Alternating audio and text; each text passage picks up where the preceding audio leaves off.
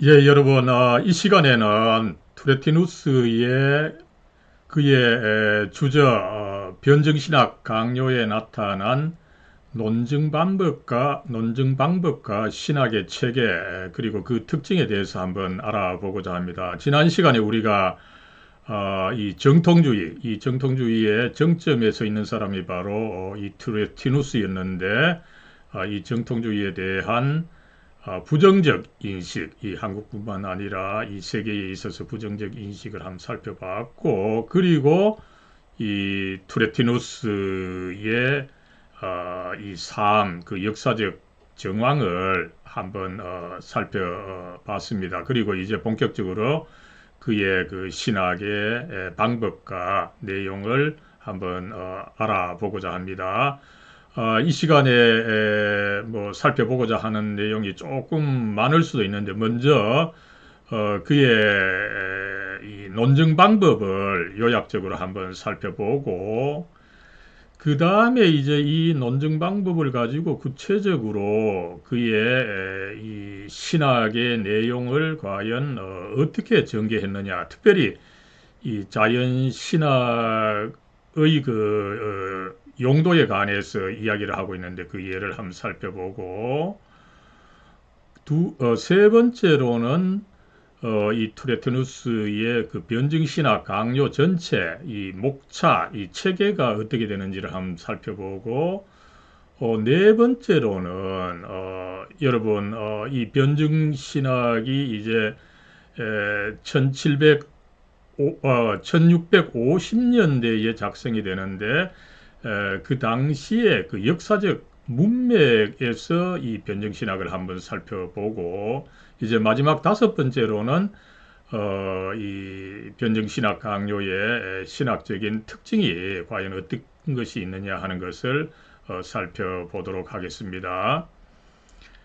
여러분 먼저 이 투레티누스의 논증 방법을 살펴보겠습니다. 대략적으로 이제 그의 변증신학 그 강요 처음부터 끝까지 많은 이제 질문들이 제시되어 있습니다만 이 질문들의 형식이 이 천편일률적으로 같은 것은 아닙니다. 그러나 대략적으로 이제 이 다섯 가지 형식을 가지고 있다라고 하는 것을 우리가 알 수가 있습니다. 먼저 이제 질문입니다.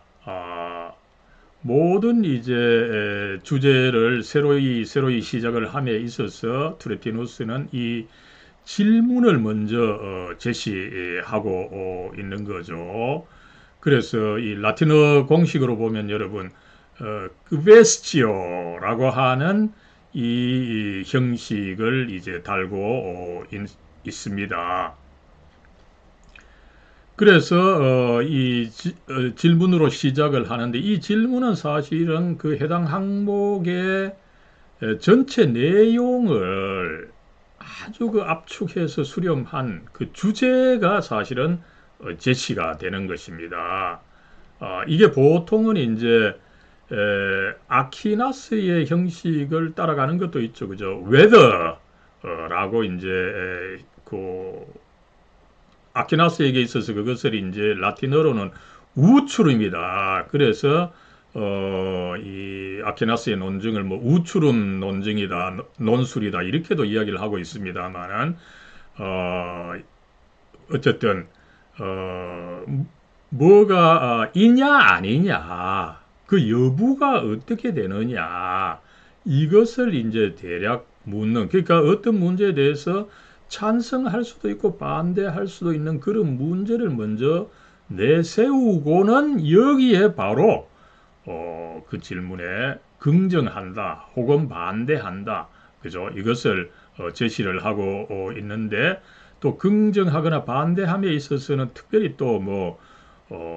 알미니우스에 반대해서 긍정한다 이런 식으로 좀 논박적으로 제시하고 있는 것을 우리가 알 수가 있는 거죠.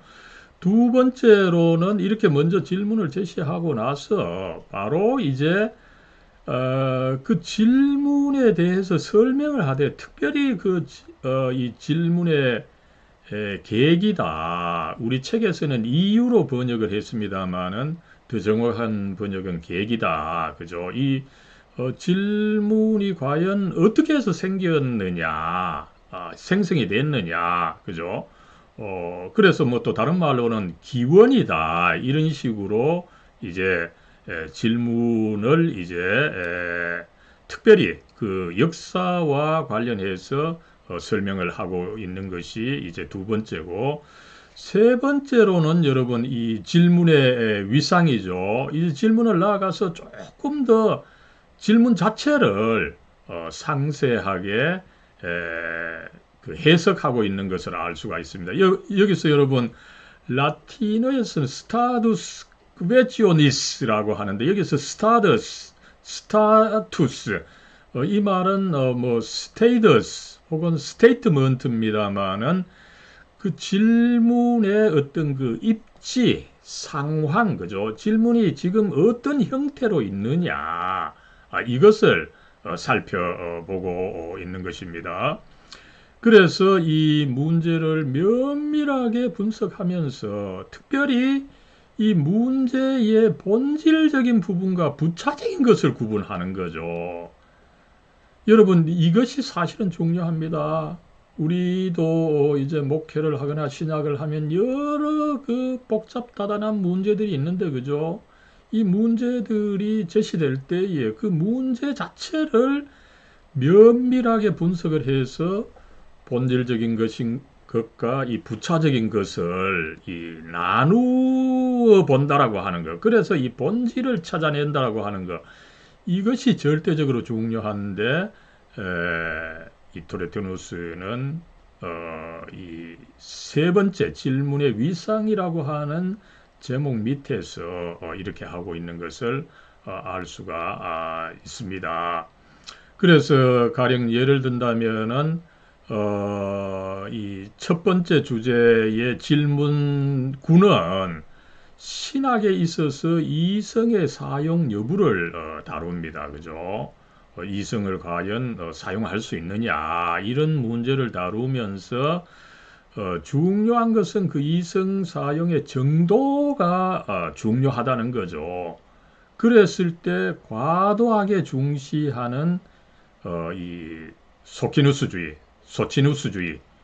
그리고 또 이성의 사용을 경시하면서 성령의 어떤 역사를 강조하는 제세례파, 그 다음에 무조건 그 전통이 최고다 이런 그 가톨릭의 입장을 논박하고 배격한다는 것을 알 수가 있는 거죠. 이런 것들은 다 이 질문을 명확하게 분석하는 데서 나오는 것을 우리가 알 수가 있습니다.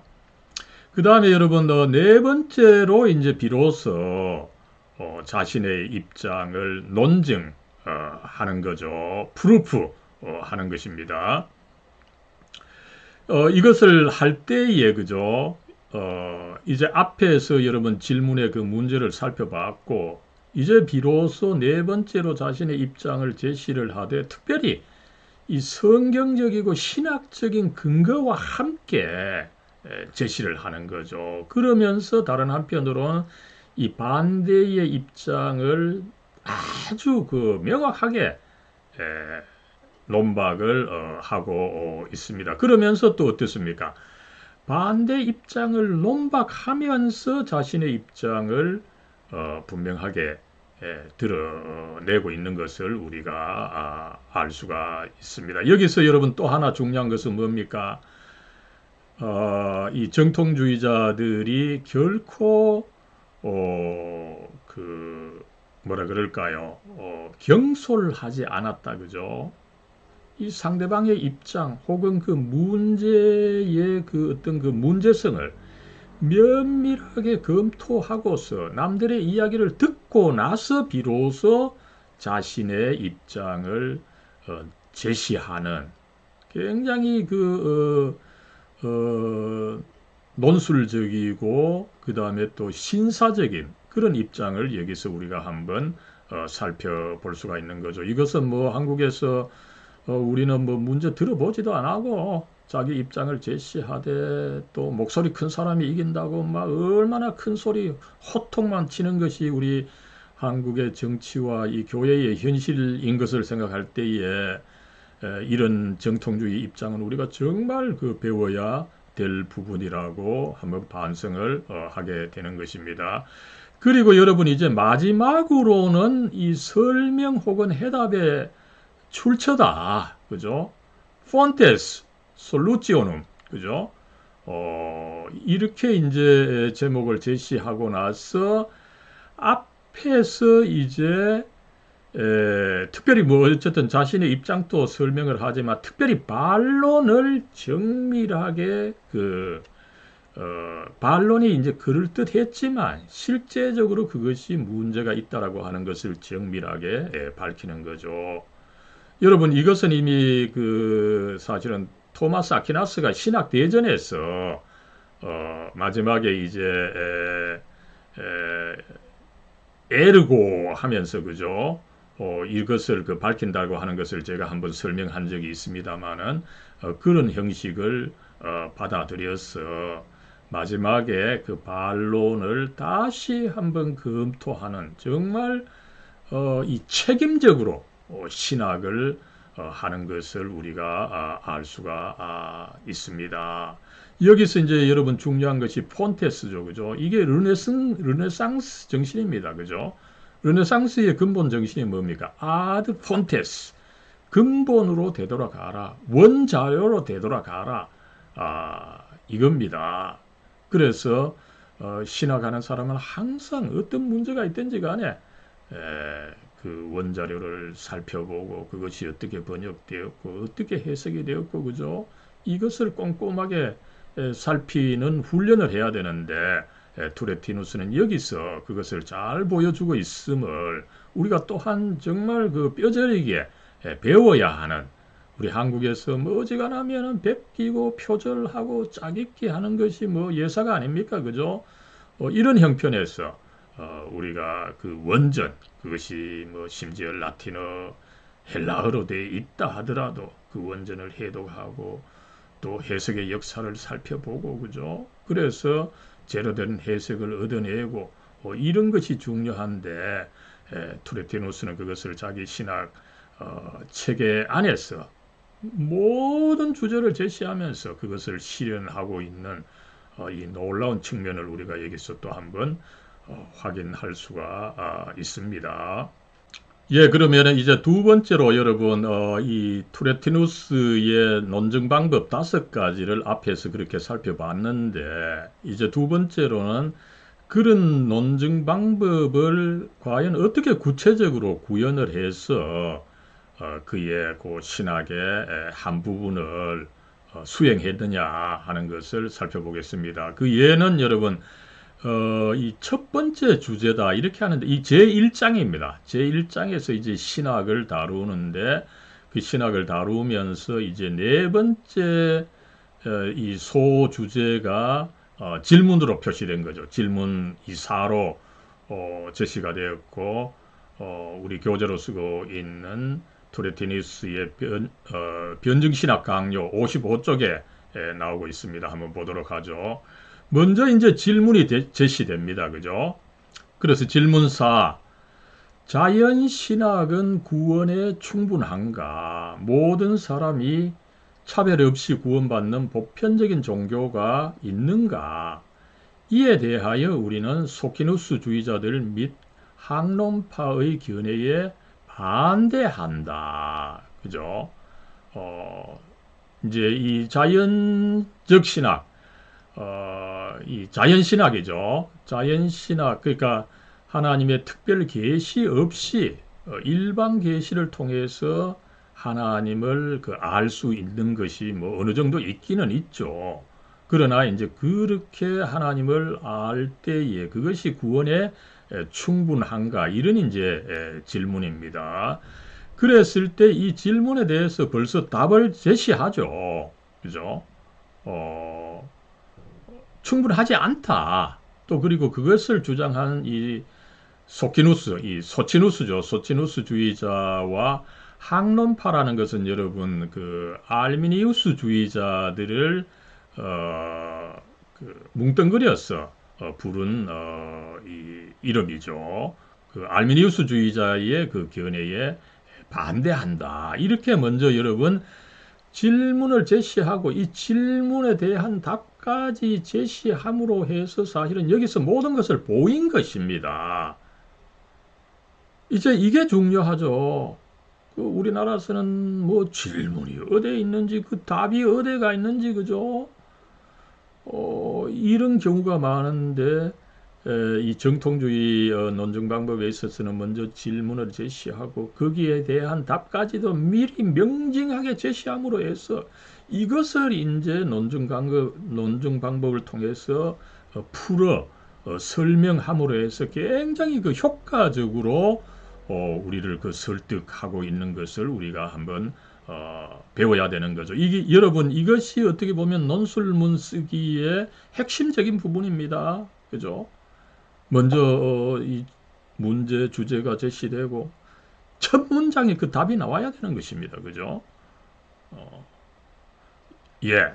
이렇게 질문이 먼저 이 제시가 되었고 그 다음에 이제 이 질문의 이유, 제가 뭐 계기라고 하는 말이 더 좋다고 말씀을 드렸습니다만 어떻게 해서 생기게 되었는지를 한번 살펴보게 되는 거죠.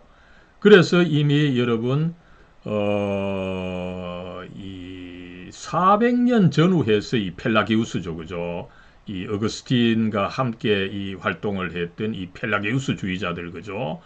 그 초대교회의 역사를 이제 제시를 하면서 이 펠라기우스주의자들이 이미 이 질문을 그 제기한 것을 먼저 이야기를 하는 거죠. 그래서 어떻습니까? 이 펠라기우스주의자들 지금도 마찬가지죠. 굉장히 그 인간에 대해서 낭만적으로, 낙관적으로, 긍정적으로 보면서 그죠? 인간 스스로가 이런 뭐 조금만 노력하면은 이 자연 계시를 통해서 하나님을 알 수가 있고 나아가서 도덕적인 행동을 하기 때문에 심지어 뭐 기독교 밖에도 구원이 있다. 가톨릭에서 그 칼 라너라고 하는 뭐 신학자 익명의 그리스도인이다. 그죠? 이런 주장까지 했는데 전부 다 그런 어떤 근원에서 이 펠라기우스주의자가 있는 거죠. 그죠? 그래서 어떤 종교라도 그 종교를 잘 따르기만 한다면 모두 이 구원을 얻는다. 그죠? 그래서 실상 뭐 정직하고 문화적인 삶에 만족하는 자유 시민들, 그죠? 이런 사람들 특별 종교 주장하지 않죠, 그죠? 십자가 지는 거 싫어합니다. 그러다 보니까 그런 거 필요 없이 그저 정직하게 살면 다 구원받는다, 그죠? 이런 주장을 견지하고 있고 또 여기에 동조하는 기독교인들이 많죠. 이 소키누스주의자들입니다, 그죠? 그래서 어떻게 합니까? 이 소키누스주의자들이나 또 어떻게 본다면 이 알미니우스자들, 그죠? 이 구원의 필수적인 교리들을 부분적으로 간접적으로 모호하게 만들어서 최소한으로 만드는 거죠. 지금 뭐 정통 기독교는 구원받기 위해서는 정확하게 믿음을 가지고 정확하게 그걸 실천해야 되고 계속 또 교회에 다녀야 된다라고 하지만 그거 아니다. 그저 뭐 입으로 시인만 하고 그죠? 그 믿음 뭐 교회 다니든지 안 하든지 계속 견지하고 있고 또 나아가서 뭐 심지어 교회 안 다닌다 하더라도 도덕적인 삶을 살면은 구원받는다. 그죠? 이런 식으로 구원의 필수적인 교리들을 최소한으로 줄여서 이야기하는 이 내부의 적들, 그죠? 이런 사람들이 사실은 무서운 거죠. 그랬을 때 어떻습니까? 이런 태도가 사실은 이런 입장이 정당하냐? 굉장히 그 중요한 질문을 검토를 하고 있는 거죠, 그죠? 그래서 앞에서 이제 질문의 역사를 대략 살펴보고, 그 다음에 이 질문의 그 위상, 어떤 그 입지, 상태를 또 정밀하게 살펴보는 거죠, 그죠? 그랬을 때 이 질문은 뭡니까? 자연신학이 사람에게 유용한 것이냐 아니냐, 자연신학이 유용한 측면도 있다는 것이에요. 그러나 중요한 것은 뭡니까? 이 자연신학으로 을 통해서 하나님을 아는 것이 구원받는데 충분하냐 아니냐, 이 질문이 사실은 중요하다는 거죠. 이렇게 해서 이제 질문 자체를 그 명백하게 살피고, 그리고 나서 이제 네 번째로 비로소 이 질문이 명확하게 됐기 때문에 그 질문에 대한 답을 제시하고 있는데, 그 답은 뭡니까? 이 자연적 신학이 구원을 위해 충분하지 않다는 이 사실을 증명한다. 이걸 첫 번째로 제시하면서, 그죠? 이것을 증명을 하고 있는 거죠. 여기서 이제 어쨌든 네 번째로 자기 자신의 입장을 그 증명한다, 프루프한다라고 하는 것. 이것이 이제 중요한데, 여기서 잘 보여주고 있는 거죠. 먼저 어떻습니까? 이 토레티는 항상 그 성경의 명백한 가르침을 중시하죠, 그죠? 성경에서 일단은 그 예수와 그에 대한 믿음이 중요하다, 이것을 가르치고 있기 때문에 이 명백한 가르침을 두고서 다른 가능성을 생각한다는 것은 맞는 방법이 아니라는 거죠. 그래서 여러분, 흥미롭게도 이 투레티는 그 다른 가능성은 또 사실은 인정해요. 그죠? 어떻습니까? 이 기독교가 그리스도를 통해서 이제 그리스도를 통해서만 구원을 받는다, 이렇게 이야기할 때에도 이것이 기독교가 유일하게 통상적인 구원 방법이라는 것은 아니라는 거죠. 왜 그렇습니까? 하나님께서는 비상한 방식으로, 기독교 외에 다른 방식으로라도 구원하실 수 있는 능력이 하나님께 계실 것입니다. 그러나 여러분, 중요한 것이 뭡니까? 하나님께서 오직 그리스도만 통해서 구원받는 방법을 명백하게 제시해 놓은 이 상태에서 있을지도 모르고 있을 수도 있는 그런 그 희미한 가능성에 전념을 해서 신학을 한다는 것은, 이것은 맞지 않는 방법이라는 거죠. 만약에 그리스도가 유일한 방법으로 제시가 되지 않았다라면 그 방법이 맞을 수 있을 겁니다. 그러나 이 그리스도가 유일한 방법으로 제시되어 있는 이 사실을 두고서 그 희미한 방법에 집착한다는 것은, 이것은 범법하는 행위다. 그죠? 이런 것을 논리적으로 투레티누스가 잘 보여주고 있고, 이런 것을 우리는 배워야 되는 거죠. 그 다음에 이제 마지막으로 다시금 이제 그 반론을 한번 반론과 자기 입장을 이제 설명하고 있는 것을 한번 보도록 하죠, 그죠? 그래서 어떻습니까, 그죠? 그 하나님에 대해서 알 때에 먼저 성경을 통해서 구속자인 하나님과 그에 대한 그 합법적인 예배, 그죠?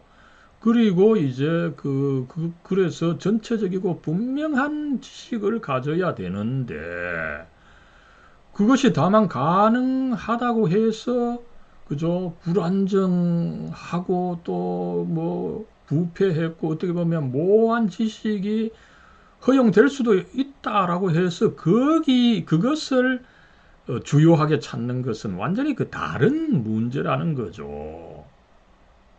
많은 사람들, 그죠? 도덕론자들, 불신자들, 또 나아가서 이 자연 계시를 강조하는 사람들, 그죠? 명백한 방법을 놔두고 희미하고 역사적으로 검증되지도 않은, 그죠? 그런 방법을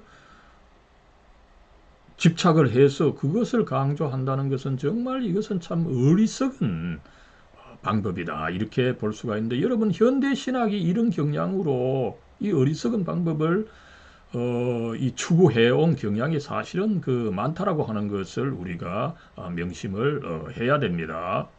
그 문제에 있어서 왜 이런 실수가 그 생기느냐 하는 것을 계속 검토를 하는 거죠, 그죠? 하나님을 분명히 그의 계시를 통해서 그 찾는 것과 그죠? 자연과 섭리의 일들 가운데서 알지 못하는 신, 그죠? 분명하지도 않은 신이 그 뭐 하나 작동했으리라고 보고 또 그게 어떤 그 특정한 계시가 없기 때문에 이래 찾아보다 보면은 뭐 걸릴 수도 있다. 그죠? 그런 신을 우연히 찾으리라는 기대를 가지고 찾는 거, 이거는 완전히 그 다른 문제라는 거죠. 그죠? 또 뭐 마찬가지입니다. 이런 식으로 해서 이 사람들이 왜 그런 그 실수, 그런 문제에 집착하게 되는지를 잘 그 설명을 하고 있는 거죠. 여러분 이렇게 해서 투레투누스는 이 자연적 신학이 이 구원을 받는 데 있어서 충분한가, 그죠? 충분하지 않다. 또 여기에 충분하다라고 보는 소키누스주의, 알미니우스주의 이런 문제가 있고 이런 사람들이 왜 이런 실수를 하느냐 명백한 이 그 구원의 어떤 그 계시, 이 성경을 통하여 명백하게 제시된 것을 무시하면서 자꾸 어떤 그 희미한 가능성에 집착하다 보니까 그런 문제가 생긴다라고 하는 것을 잘 알고 설명하고 있는 것을 우리가 살펴볼 수가 있습니다. 여러분 이제 세 번째로 그러면은 이 투레티누스의 변증신학 강요의 전체 체계를 한번 살펴보겠습니다. 여러분 이 변증신학은 세 권으로 이루어져 있죠. 거의 매 권마다 뭐 900쪽 이상 되는 어마어마하게 이 두꺼운 책입니다. 거의 뭐 칼빈의 이 기독교 강요에 아마 한 배는 되지 싶을 정도의 그 많은 양을 가진 이 책인데 문제는 한국에서 이제 제1권만 이 번역이 되어 있고 2권과 3권은 아직 번역이 되어 있지 않는 상태에서 제가 그 영어 원문 책을 보고서 이제 좀 그 정리를 해서 살펴봅니다만 여러분 이 투레티누스의 변증신학 강요 그죠? 아직까지 이 세계적으로 영어권에서조차도 많이 연구되지 않은 그런 상태에 있습니다. 그러다 보니까 저도 이제 참고할 책이나 이 논문도 적고 어쨌든 제 스스로 연구한 것이 많다 보니까 혹시 조금 그 과도한 주장이 있을지 모르지만 어쨌든 제가 뭐 학자적인 양심을 가지고 나름대로 정직하게 제시는 하고 있습니다만 아무쪼록 아직 연구가 많이 되지 않았기 때문에 이 부분이 그 쉬운 것은 그 아니라고 하는 것을 잠깐 말씀을 드립니다. 여러분 이 투레티누스의 변증신학 강요 전체적으로 보면은 이 20개의 큰 주제, 이 주제가 결국은 여러분 라틴어로서는 로커스라 그러죠, 그죠? 로커스, 장이다, 챕터라는 말과 뭐 사실은 동일합니다. 로커스, 이거에 대해 로커스의 이제 복수형이 로키 혹은 로사이라 그러죠. 그래서 이제 루터파나 초기 정통주의에서는 이제 이 로키다, 이 조직신학, 교이학의 로키다, 뭐 이런 이야기가 있었습니다만 어쨌든 그 중심이 되는 주제 혹은 그 질문 이것을 먼저 제시하는데 투레티누스는 20가지로 제시하고 있는데 한번 보죠. 먼저 여러분 첫 번째 주제로서는 신학입니다. 그죠? 그래서 이제 이 주제라고 하는 말이 이제 로커스 혹은 그 복수형으로 로키, 로사인데 이것이 이제 20개 제시되어 있다는 거죠. 먼저 이제 신학이고 그죠?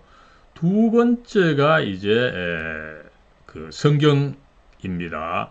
여러분 여기서 이제 이 두 번째 주제 뭐 이런 식으로 명명을 했습니다만은 그 제 밑에 설명에서는 이게 너무 길어서 장이라고 하는 말로 바꾸었음을 또 미리 말씀을 드립니다. 그 다음에 세 번째로는 여러분 이 삼위일체죠, 그죠? 이 계시론입니다. 신학이 이제 무엇인지를 먼저 밝히고, 그죠? 그 다음에 이제 그 신학의 유일한 자료가 이제 성경이다. 이것을 확립하고, 그 다음에 이제 이 성경의 계시를 통해서, 특별 계시를 통해서 알 수 있는 것은 무엇보다도 먼저 그 삼위일체 하나님이시다. 그런데 이제 하나님께서는 이제 역사를 하시는 분이죠. 행위를 하시는 분입니다. 단순히 뭐, 그 하늘에 그저 아무렇게 계시는 분인 것이 아니죠. 이 창조세계, 특별히 인간과 관련해서 당신의 그 뜻을 펼쳐 가시는 분입니다. 그럴 때 그 행위를 하는 것이 중요하지만 뭡니까? 그 행위하기 전에 하나님께서는 미리 예정을 하시고 작정을 하시는 것. 그래서 이제 작정이 이제 여러분 디크리죠, 그죠? 칙령을 미리 세워 놓는 것이 계신다는 거죠. 거기에 따라서 하나씩 이제 시간에 맞추어서 차곡차곡 당신의 역사를 이루어 가신다라고 하는 그런 개념이죠. 그랬을 때 특별히 인간을 구원하는 것이 중요한데 그것에 대해서는 이제 예정이라고 하는 개념으로 미리 이 설명을 하고 있는 것을 우리가 알 수가 있습니다. 여러분 이 작정과 예정을 이제 네 번째로 다룰 때 신론에 바로 이어서 그죠? 신론의 일부로서 이렇게 앞에서 다루는 이 점을 우리가 한번 주목해 봐야죠. 이것이 이제 나중에 20세기에 특별히 제가 뭐 지난 시간에 말씀을 드렸습니다만 이 바르트주의 승리 프레임, 그죠? 바르트가 정통주의를 이겼다. 이 프레임을 가지고 있는 사람, 뭐 대표적으로 이종성 박사님이 이걸 열렬히 비난하는 부분입니다. 이 예정이 이 구원론 뒤에 나왔는데 이 정통주의자들은 이것을 앞에서 이렇게 세워가지고 심지어는 뭐 그 이해할 수도 없는 말로 운명론적이 되어버렸다, 그죠? 그게 아닙니다, 여러분. 신론입니다. 하나님께서 구원 역사를 하시는 것이 중요한데 여러분 그 구원의 역사를 그저 아무렇게 하시는 것이 아닌 거죠. 미리 작정하시고 예정하시고 그것을 수행해 나가신다. 그래서 하나님의 역사가 보다 완전한 것이다. 이것을 설명하는 것이 중요했기 때문에 이것을 앞에 세웠던 거죠. 이걸 가지고 비난한다면 정말 그것은 이 신학을 제대로 알지 못한 소치다. 이렇게 봐도 과언이 아닐 것입니다. 그 다음에 여러분 이제 하나님께서 이렇게 작정을 하셨다 보니까 그 작정의 순서에 따라서 먼저 창조를 하시고, 그죠? 그 다음에 또 뭐 창조한 세계를 다스리시기 위해서 또 실제적인 섭리가 또 있고, 그죠? 그 다음에 이제 천사, 그 다음에 이제 창조의 꽃으로서 인간을 창조했는데 그 창조한 인간이 이 타락이 이전에는 과연 어떻게 했느냐. 그리고 그와 맺었던 그 이 언약, 계약이 뭐냐. 그 자연 언약이다. 그죠? 그 다음에 이제 그의 이 아담과 하와의 어떤 그 죄, 그죠? 뭐 여기서 이제 원죄하고 이런 것이 나오겠습니다만, 그죠? 그 다음에 이제 그렇다면은 이 죄 중에 있는 인간의 그 자유의지 문제, 이것이 이제 알미니우스주의와의 그 논쟁을 통해서 중요한 문제, 그죠? 계속해서 이 종교개혁 시대에는 에라스무스 이 르네상스 인문주의자들과의 논쟁을 통해서 중요한 문제가 되어 있고 여기에 있어서 칼빈주의자는 굉장히 이제 좀 강하게 인간이 전적으로 타락해서 그 하나님을 제대로 그 스스로는 알 수 없다. 이런 이제 주장을 하게 되는데 이것이 이제 우리로서는 결이 조금 그 다르다라고 하는 것을 우리는 살펴봐야 됩니다. 그 다음에 이제 11번째로는 여러분 이제 그 하나님의 경륜에 있어서 이제 구약의 문제, 그죠? 하나님의 율법을 살펴보고, 그죠?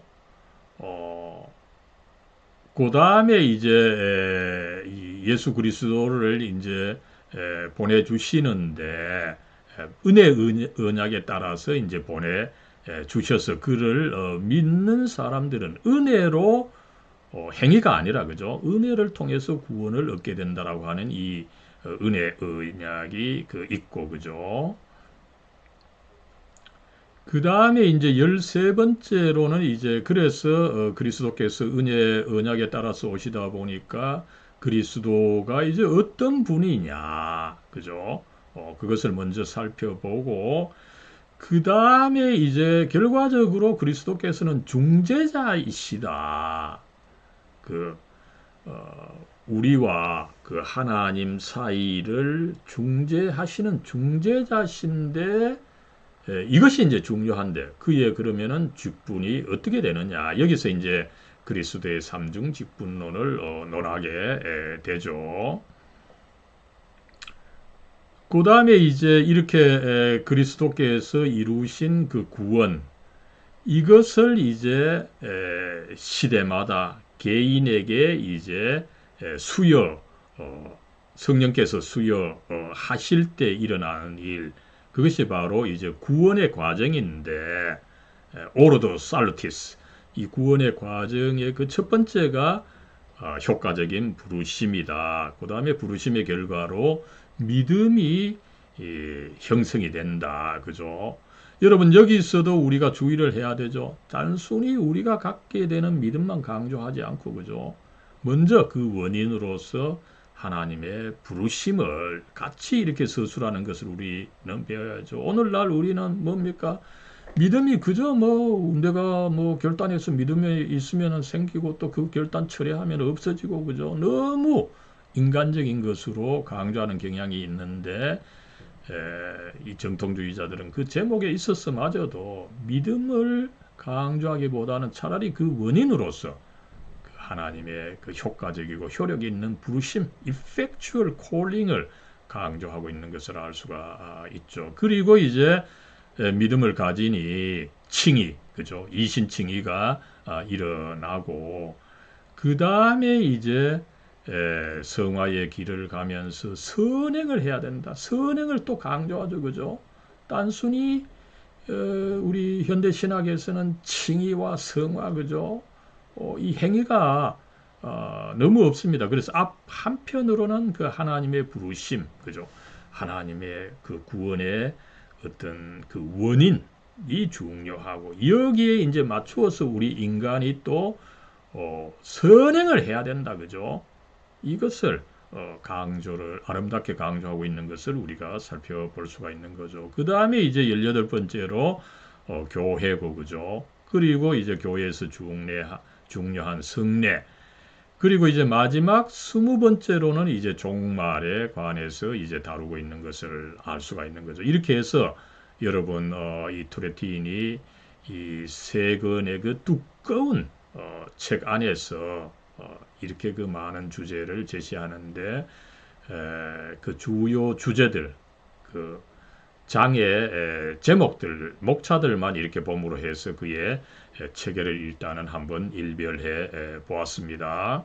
예, 여러분 이제 투레티누스 이 변증신학 강요의 책 내용을 좀 살펴보기 위해서 이 책의 그 역사적 문맥을 우리가 한번 살펴봐야 됩니다. 어떤 신학자, 어떤 교회도 한 시대, 한 장소에 제한되어 있기 때문에 나름대로 그 시대, 그 상황의 어떤 역사적 사명, 이 그 다르다 이렇게 볼 수가 있는 것입니다. 그럴 때에 우리는 뭐 크게는 정통주의, 또 좁게는 이 투레티누스가 소속되어 있던 이 스위스 제네바 또 뭐 어떻게 본다면 전체 개혁교회, 나아가서 이제 시대적으로 중요하죠. 1670년경입니다. 그죠? 1670년, 80년, 이 17세기 후반의 어떤 그 역사적인 문맥, 거기에 따른 어떤 역사적 사명, 이런 것을 우리가 한번 살펴봐야 되는 거죠. 그랬을 때 여러분, 이 중요한 것은 투레티누스는 무엇보다도 이 개혁 신학의 이 정통성을 확립하는 것이 그의 역사적 사명이었다. 이렇게 볼 수가 있습니다. 여러분, 이 그 17세기 후반의 개혁교회, 그죠? 사실은 아직 뭐 생성된 지 칼빈의 사후 거의 이 100년밖에 안 됐습니다. 아직까지 그 형성 단계입니다. 그러다 보니까 투레티누스는 이 개혁신학의 그 정통성, 정체성이 과연 뭐냐, 그것을 확립하는 것이 중요하다. 이렇게 생각하고 거기에 집중했다. 이렇게 볼 수가 있는 것입니다. 그래서 어떻습니까? 한편으로는 이 개혁주의 자체의 전통, 그죠? 칼빈뿐만 아니라 여러 개혁자들의 그 가르침을 모으고 분류하고 그 본질을 찾아내고, 그죠? 이것도 중요했지만 동시에 중요한 것이 뭡니까, 여러분? 아직까지 개혁신학의 역사가 좁게는 본격적인 신학의 역사가 좁게는 한 100년, 아무리 넓게 잡아도 지금 150년입니다. 그죠? 아직까지 이 신학이 제대로 형성되지, 개신교 신학 자체가 사실은 형성되었다 이렇게 보기가 어렵습니다. 그러다 보니까 여러분, 투레티누스는 아직까지 개신교 신학 자체를 제대로 수립해야 되는데 어떻게 수립합니까? 이미 카톨릭은 그 천년의 역사를 가지고 있지만 개신교는 그 천년의 역사가 없습니다. 그것을 오히려 부정한 지경에 있었던 것입니다. 그러다 보니까 천년 전, 그 500년까지의 어거스틴까지의 초대교회의 역사가 굉장히 그 중요한 것입니다. 그래서 여러분, 이 투레티누스는 초대교회의 교부들의 전통을 많이 그 인용하되, 그죠? 여기에 이제 아주 엄밀한 그 스콜라주의 논증 방법을 통해서 논증을 해서 이제 크게는 개신교 신학, 좁게는 개혁 신학의 정통성, 정체성을 이제 확립한다. 이것이 그의 역사적 사명이었고, 그것을 제가 학자의 한 사람의 입장에서 본다면 훌륭히 그 수행을 한 것이다. 그렇기 때문에 후대 학자들이 이 정통주의자, 그죠? 칼빈주의자들을 칼빈에 빗대어서 부정적으로 평가하는 것은 이거는 정말 야비하고 역사를 알지 못하는, 여러분, 모든 시대의 장소가 그 나름대로 역사적 사명이 있어서 거기에 충실한 것입니다. 그렇기 때문에 후대 사람들이 감히 어떤 다른 것과 비교해서 그대가 잘못되었다, 그죠? 이렇게 평가하는 것은 정말 무식하고 유치한 그 소침을 우리가 여기서 한번 생각할 수가 있는 것입니다. 이렇게 할 때에 이 두 번째 그의 그 과제가 뭡니까, 여러분? 이 투레티누스의 시대는 어떻게 본다면 칼빈의 시대도 물론 마찬가지입니다. 그러나 칼빈은 이 개신교 신학 자체를 수립하면 되었어요. 그죠? 그런데 이제 투레티누스는 뭡니까? 이제 개신교가 어느 정도 확립이 되니까 이 개신교 신학을 비판하는 내부의 적이 생긴 거죠. 칼빈 시대도 물론 뭐 제세례파라고 하는 내부의 적이 있었습니다만 그렇게 강했던 것이 아닙니다. 그러나 100년 후의 시대에 있어서는 이 교회 자체 내에 강력한 이제 이 두 가지의 그 적이 생겼는데, 한편으로는 아르미니우스주의, 다른 한편으로는 이 소티누스주의자가 생겼고, 이들을 이제 나름대로 또 어떻게 보면은 굉장히 또 이 그 개신교 신학과 유사한 측면이 있었기 때문에 이것을 강하게 논박하는 이런 특징을 가질 수밖에 없었다는 것을 우리가 이해를 할 수가 있는 거죠. 여러분, 여기서 이제 논박한다는 말이 영어로 이제 일랭틱, 그죠? 이게 이제 사실은 투레티누스 이 변증신학 강요, 이 사실은 변증이라고 하는 말이 좀 약합니다. 논박한다는 거죠. 강하게 논박하는 특징이 있음을 투레티누스는 아예 그의 책 제목에서 제시했던 이유를 알 수가 있습니다. 그죠? 아무쪼록 이 투레티누스는 어떻게 보면은 칼빈 시대보다 더 강력했던 이 경쟁 상대들, 그죠? 한편으로 기존의 경쟁 대상인 이 루터파와 가톨릭 교회가 있었고, 다른 한편으로는 이 신흥 경쟁 대상, 이게 교회 안에서, 개혁 교회 안에서 이 나타났던 것입니다. 알미니우스주의와 소키누스주의죠, 그죠? 그리고 이 사람들은 인간의 그 이성, 도덕 능력을 강조하기 때문에 굉장히 그 어필되는 부분이 있는 거죠, 그죠? 그러나 결과적으로 이 그리스도의 신성을 부정하기 때문에 문제가 됩니다만은, 이것을 판별하고 여러분 변증하고 공박하는 것이 쉽지 않습니다. 그래서 투레티누스는 자기 신학을 아예 이 논박 신학이다, 변증 신학이다, 이렇게 이름을 붙였던 것을 우리는 이해를 할 수가 있는 것입니다. 이제 여러분, 이 투레티누스는 나아가서 조금 더 살펴보면 어떻습니까? 그죠? 이 개혁 신학의 역사성, 이제 한 칼빈 사후 100년 후기 때문에, 그죠? 이 개혁 신학이 조금 발전했기 때문에 이 개혁 신학의 역사성을 정립하는 것이 중요했습니다. 그죠?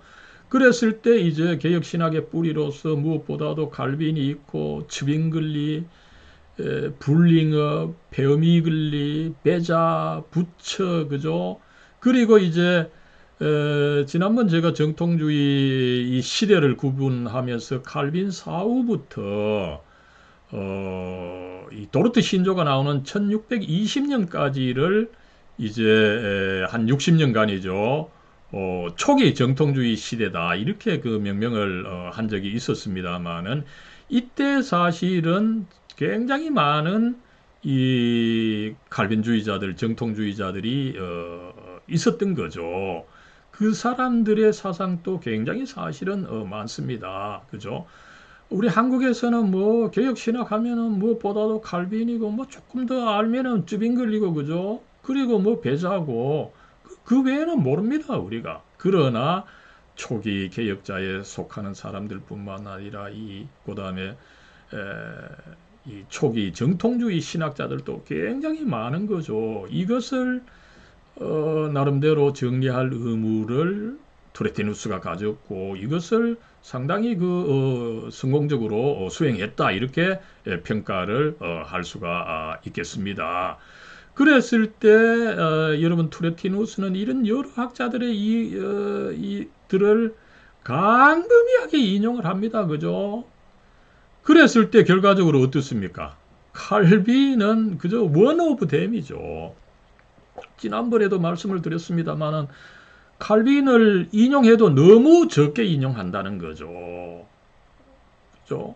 지금 이 투레티누스가 여러분 칼빈이 차지했던 그 신학 교수 자리를 이제 5대째 이어받은, 그죠?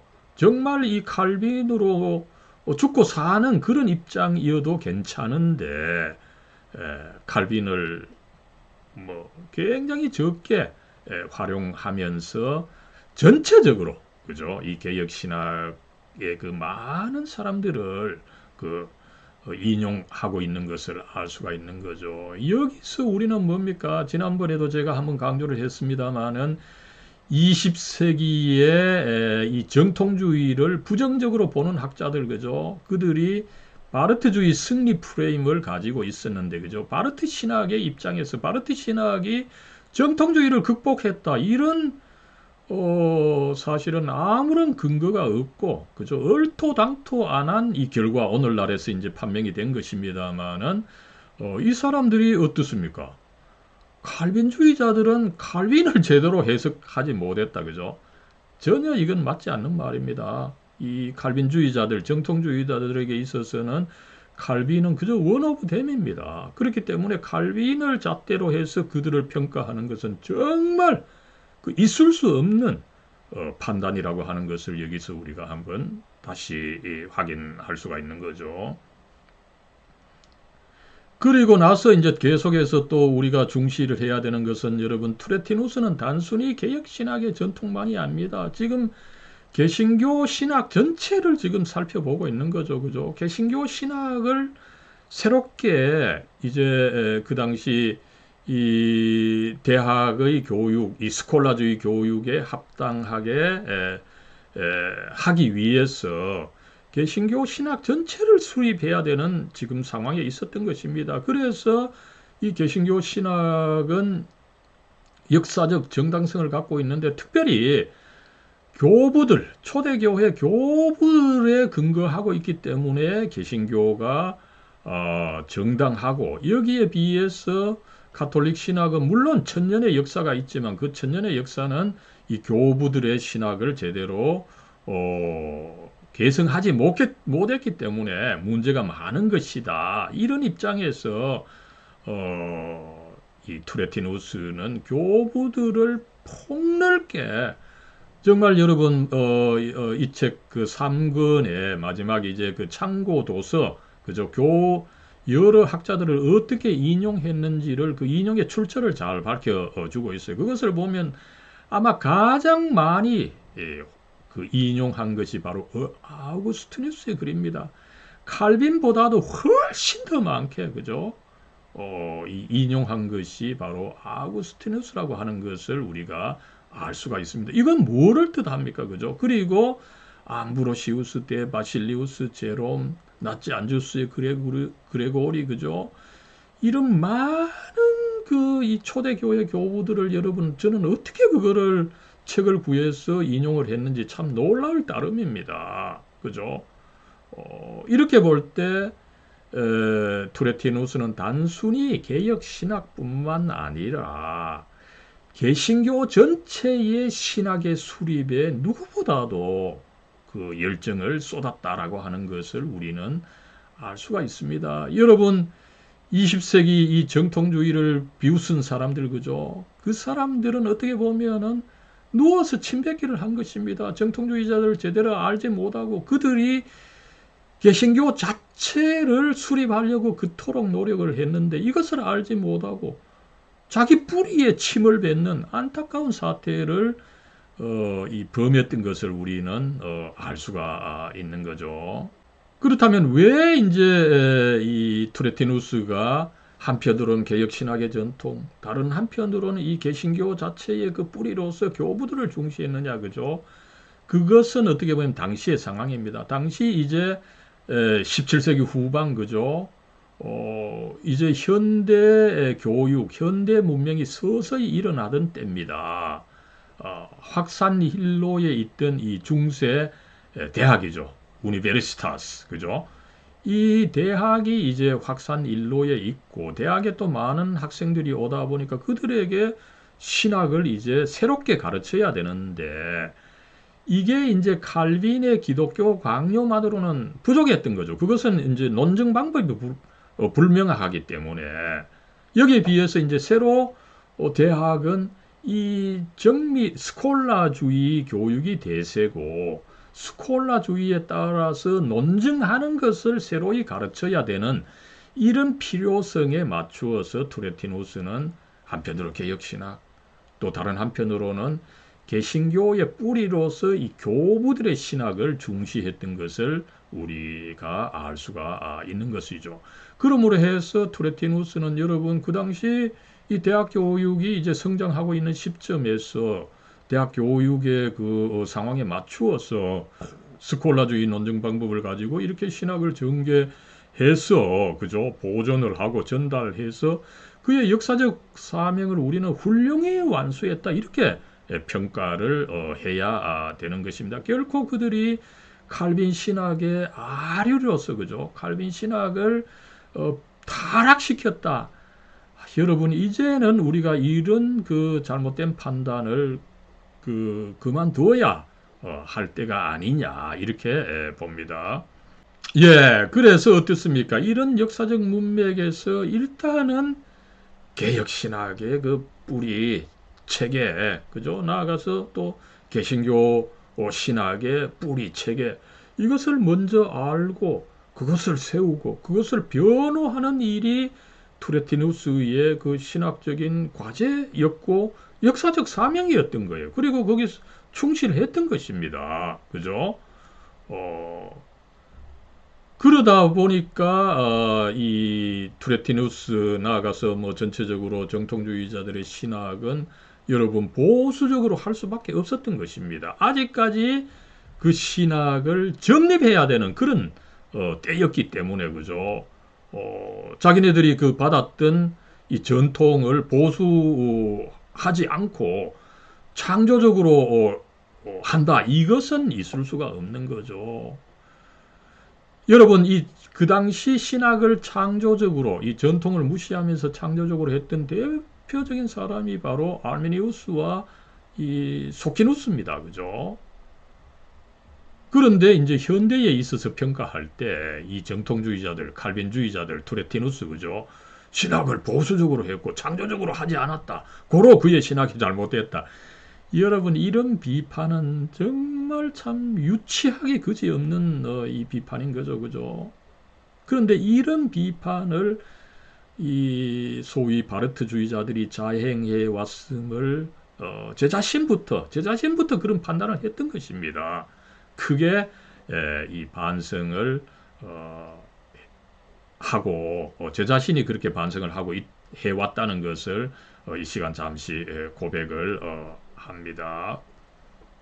예, 그랬을 때 이제 마지막으로 여러분 이 변증신학 강요의 신학적인 특징을 한번 살펴보겠습니다. 거듭 말씀드리지만 아직까지 이 투레티누스 신학이 영어로 라틴어에서 영어로 번역된 지도 오래지 않았고 또 이것이 한글로 번역된 지는 더 얼마 되지 않았습니다. 그러다 보니까 투레티누스에 대한 전반적인 연구가 굉장히 그 미흡하기 때문에 저 자신도 참고서가 그렇게 많지를 않고 영어 본문을 보고 이제 좀 해석을 해야 되는데 이 시간이 촉박한 관계로 이 부분에 있어서는 미진한 것이 많다라고 하는 것을 다시 한번 말씀을 드립니다. 첫 번째로는 여러분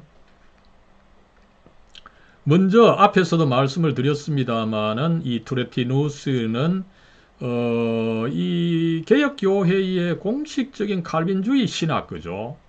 이것을 일단은 정체성을 세우고 변호하는 데에 집중을 했다, 그죠? 또 나아가서 어떻습니까?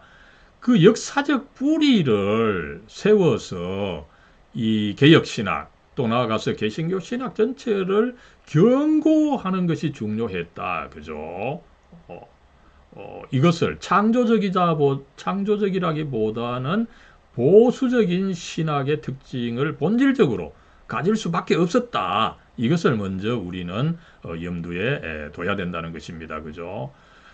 전체적으로 본다면 어떻습니까? 그죠? 뭐 개혁 신학 전반의 특징이죠. 그 하나님의 주권, 하나님의 우선성, 그리고 그 하나님은 유한한 것으로부터 초월해 계신다. 어떤 인간적인 것으로부터 유추해서 알 수 있는 그 하나님이 아니다. 이것을 강조하고 그 원리가 여러분 피니툼 논 카팍스 인피니티 이걸 뭐 제가 자주 말씀드린 적이 있었죠. 유한은 무한을 포함하지 못한다. 유한한 것이 무한한 하나님을 이렇게 저렇게 판단해서는 안 된다. 이것을 전반적으로 중시하고 있다. 이것을 우리가 알 수가 있는 거죠.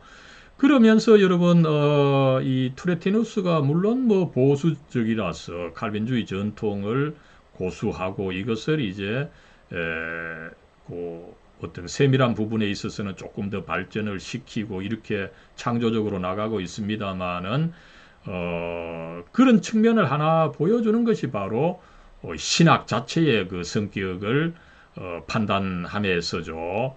그는 이 신학이 이론적인 동시에 실천적이다, 그죠? 우리가 하나님을 아는 것으로 끝내서 안 되고 그 하나님을 경배하는 것이다. 그래서 하나님의 대상에 대해서 경배까지 해야 되다 보니까 실천해야 되는 것이다. 또 그러면 신학하는 주체는 우리가 뭡니까? 단순히 아는 것으로 끝나는 것이 아니라 믿음으로 끝나는 것이 아니라 이 믿음이 사랑으로 실천이 되어야 참된 믿음이다. 그래서 신학의 대상이나 신학의 주체를 볼 때에 신학은 단순히 이론적인 것만이 아니라 실천적인 것이다. 정말 이 신학의 성격을 잘 보여주는 거죠. 이것은 뭐 어떻게 본다면은 투레티누스 이전에 있었던 그 윌리엄 에임스라고 하는 거죠. 이 청교도 신학의 어떻게 보면 뭐 아버지라고 알려져 있죠. 에임스는 신학을 어떻게 정의했습니까? 하나님을 향하여 사는 것이다. 그죠? 굉장히 이 정통주의자들 또 정통주의의 정신을 이어받은 청교도들 그죠? 실천적인 것을 강조한 특징을 우리가 알 수가 있는데 이게 불행하게도 후대 개혁 신학에 있어서는 굉장히 약화되고 이론이 강조된 이런 안타까운 흐름이 있음을 여기서 또 한번 반성해 볼 수가 있죠. 그래서 그렇다면 그 하나님을 우리가 마음대로 우리들의 이성으로만 알아서는 안 되는 거죠. 오직 하나님의 계시 그죠? 하나님 당신이 그 자신을 알려주는 방법으로서 하나님의 계시를 통해서만 우리가 알아야 되고 그 계시가 뭡니까? 바로 성경이라는 거죠. 그래서 신학의 근원이요. 잣대는 바로 이 성경이다. 이것을 앞에서 천명한 것을 우리가 알 수가 있습니다. 그럴 때 여러분 이 신론이나 전체적으로 이 정통주의 신학에 있어서 중요한 것은 여러분 이 스콜라주의 그 논법인데 스콜라주의 논법의 첫째는 뭡니까? 인과관계를 따지는 거죠. 명확하게 원인과 결과를 따지는 것입니다. 그리고 완전하다는 것은 뭡니까? 이 원인과 결과, 인과관계가 맞아야 되는 것이죠. 그러다 보니까 하나님의 서술할 때 그저 결과로서의 그의 구원 행위만 이야기하는 것이 아닙니다. 그 원인을 함께 제시함으로 해서 전체적으로 하나님의 역사를 완전한 것으로 제시하는 그런 특징이 있는 거죠. 그러다 보니까 어떻습니까? 하나님께서 행위를 하시기 전에 창조하시고 구원하시고 성화하시는 그죠?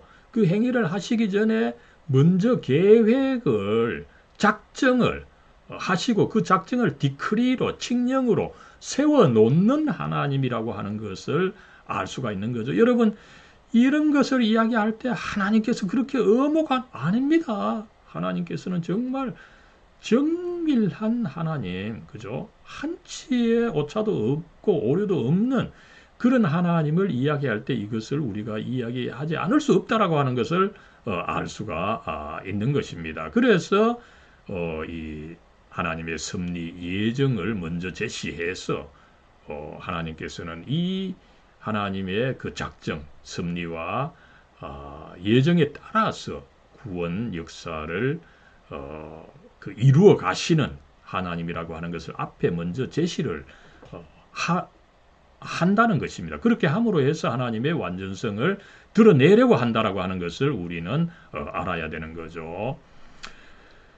그럴 때 여러분 여기서 우리는 참 흥미로운 측면을 하나 발견합니다. 그죠? 투레틴이 보수적이기만 하고 그죠? 칼빈의 아류려서 그죠? 칼빈의 신학을 뭐 그대로 제시하되 그것마저도 제대로 하지 못했다. 이것이 이제 이 정통주의를 비판하는 사람들의 입장이 아닙니다. 우리가 그 미세한 부분을 추적해 나가면은 투레티누스가 전통을 받아들이고 고수하면서도 거기서 좀 창조적으로 해석하고 있는 부분들이 상당히 많다는 거죠. 그 단적인 예가 뭡니까?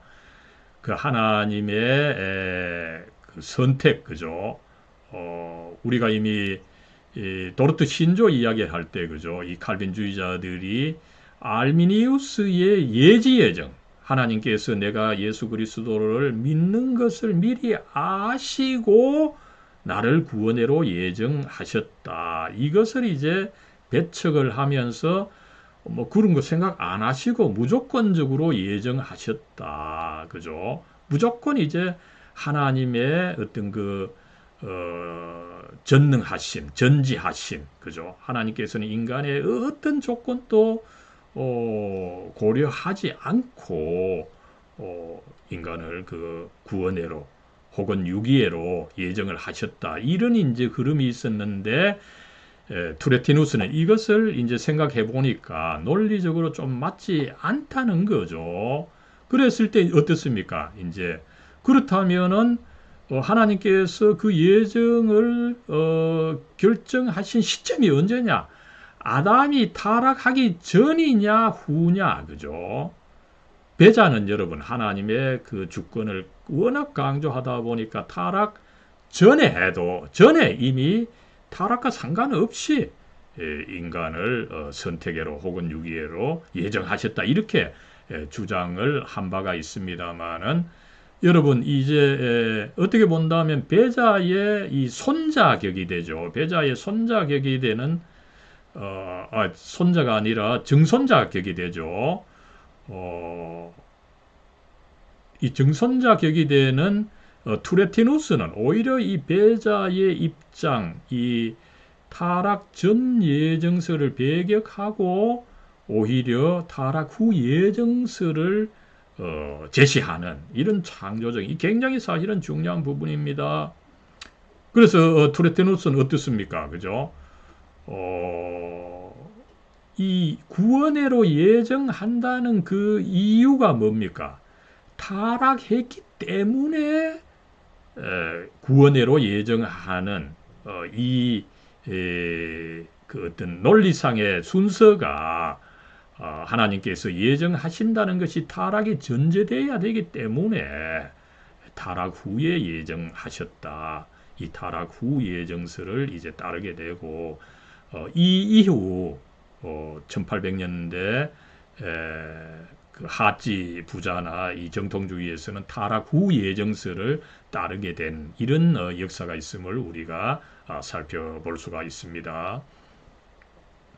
그 다음에 여러분 이 정통주의에서 이 특징적이죠. 그 하나님의 언약 구원을 한다라고 할 때 아담에게는 이제 자연 언약이다. 그죠? 이것을 이제 웨스트민스터 신앙 고백에서는 행위 언약이다. 아담은 타락하기 전에는 그저 선한 행위만 하면 됐다. 그죠? 또 나아가서 어떻게 보면 어떻습니까? 이 그리스도가 오기 이전 유대인들을 포함하는 이 그리스도가 오시기 이전의 사람들은 행위만 율법에 따라서 행위만 완벽하게 하면은 구원을 얻을 수가 있었다. 그러나 이 계약이 제대로 작동하지 않았기 때문에 오히려 믿음을 통해서 모든 사람들이 많은 사람들이 구원을 받을 수 있도록 이제 행위 언약을 이제 하나님께서 하셨다. 그리고 이 행위 언약에 은혜 언약에 따라서 그리스도가 오신 것이다. 이렇게 이야기를 하면서 어쨌든 이 언약 신학을 이제 강조하는데 여러분 이 언약 참 뭐 바르트는 이 언약을 또 하나로 보고 새롭게 해석한 바가 있지만 어쨌든 그 의미는 뭡니까? 그 취지는 하나님께서 아무렇게 구원하시는 것이 아니라는 거죠. 나름대로 인간과 언약을 그 계약을 맺으시고 그 계약에 따라서 그 행위를 하셨다. 이것을 이제 강조한 것이라고 하는 것을 우리가 알 수가 있는 거죠. 예, 이렇게 해서 이제 하나님께서 이 구원을 베풀어 가시는데 문제는 어떻습니까? 인간이 이미 그 전적으로 무능하다, 전적 타락이라기보다는 투레티누스는 전적 무능이다, 그죠? 나름대로 인간이 도덕적인 선을 행할 수 있다, 이렇게 봅니다. 그러나 이 성경을 인용을 해서 영적으로는 죽어 있어서 영적인 선, 그죠? 하나님의 그 구원 행위를 알고 그것을 받아들이는 것은 하지 못한다. 거기에 대해서는 무능하다. 이것을 이야기하고 있는 것을 알 수가 있는 거죠. 전적 타락설과는 조금 결이 다르게 그 입장을 고수하고 있는 것을 우리가 살펴볼 수가 있는 거죠. 그리고 이제 여러분 이 투레티누스의 시대에 새롭게 등장한 이 어떻게 본다면 뭐 이단이죠. 이단설이 바로 이 소키누스주의자들이죠. 그 그리스도의 신성을 부인하면서 그리스도의 인성만 강조하는, 그러므로 그리스도는 도덕적으로 가장 높은 수준에 있는 하나의 인간이다. 또한 우리가 노력한다면 우리도 그리스도가 될 수 있다. 이런 주장을 한 이 소키누스의 입장이죠.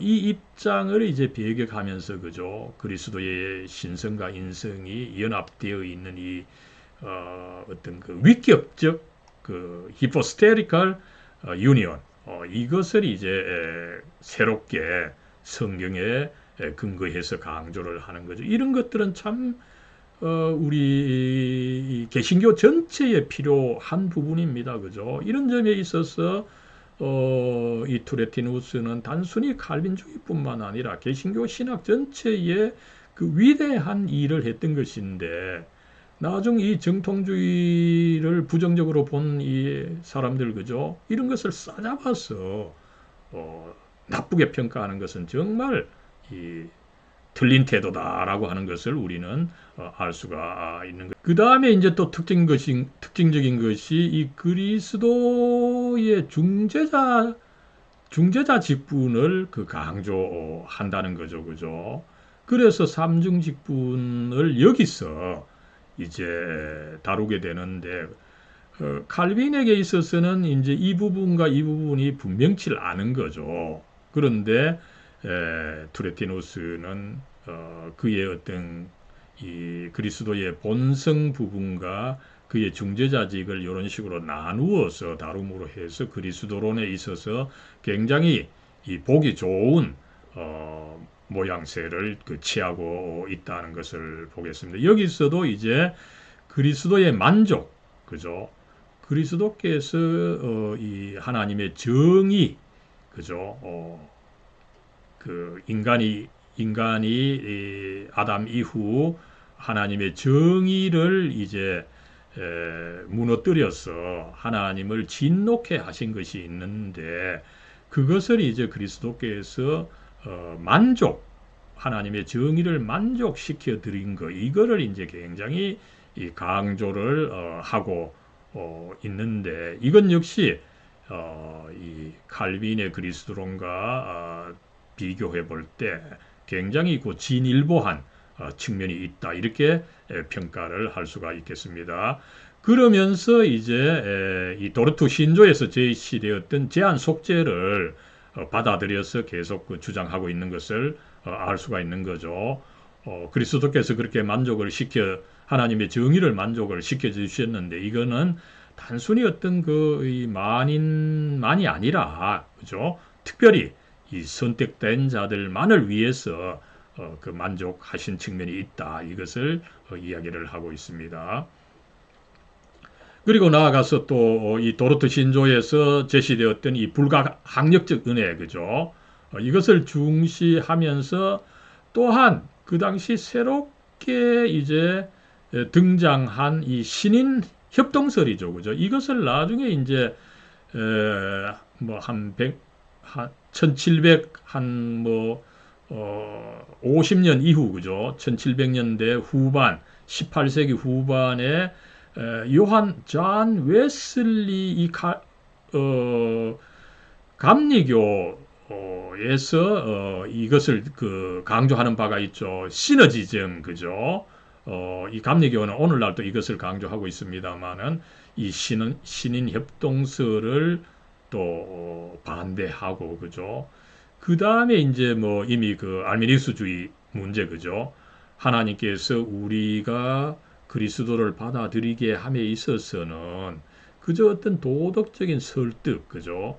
굉장히 합리적인 설득만 하고 내가 그것을 받아들이지 않으려고 거부할 때는 또 그것을 주시지 않는, 어떻게 본다면은 예수 그리스도를 우리가 받아들임에 있어서 우리는 우리가 이제 적극적인 역할을 하고 하나님은 수동적인 역할밖에 하지 않는 것으로 설명했지만 투레티너스는 그것이 아니다. 오히려 우리가 그것을 거부할지라도 어떨 때는 하나님께서 강력하게 효과적으로 우리를 바울처럼, 그죠? 효과적으로 이 그리스도를 불가항력적으로 받아들이게 하신다. 이것을 또 받아들이고 변호하고 있는 것을 우리가 알 수가 있고요. 여기서 이제 여러분 신앙론을 매우 그 상세하게 다루죠, 그죠? 굉장히 그 길게 다루고 있습니다. 그러면서 또 특징적으로 뭡니까? 이 도르트 신조에서 강조했던 이 성도의 견인, 이것을 오히려 신앙론에서 다루고 있는 것을 알 수가 있는 거죠. 신앙의 견인, 이 신앙을 우리가 참고 지킬 수 있도록 하나님께서 도와주시는 것이다. 이렇게 하면서 여러분 이 투레티누스는 칼빈주의 5대 강령을 받아들이면서도 이거를 미세한 부분에 있어서는 상당히 그 창조적으로 다루고 있는 것을 여기서도 한번 확인을 할 수가 있는 거죠. 그리고 칭의를 할 때 물론 주요하게 죄의 용서도 일어나지만 양자, 이 정통주의 신화 그 구원 과정론에 있어서 중요한 부분이죠. 우리를 단순히 이 칭의만 시켜주고 끝나는 것이 아니라 우리를 하나님의 딸과 아들로 삼아 주신다. 양자로 삼아 주신다. 이것을 강조하고 있는데 오늘날 뭐 대표적으로 칼 바르트만 하더라도 칭의와 성화 뭐 두 개만 이야기하면서 이 양자를 빼먹고 있습니다만은